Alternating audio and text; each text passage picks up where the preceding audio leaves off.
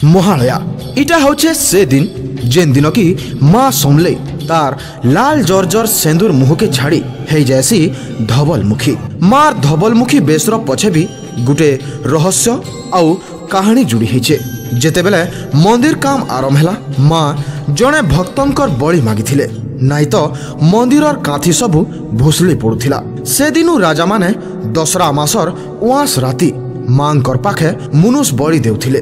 बाकी राजा मधुकर देवंकर सौम्याथी माँ समलेई राजांकर अर्पण करिथिबार बलि के छाड़ी देले आउ तांकर करुणा आर प्रेम के देखैथिले। से दिनु आरंभ हैला मांकर धवलमुखी बेश।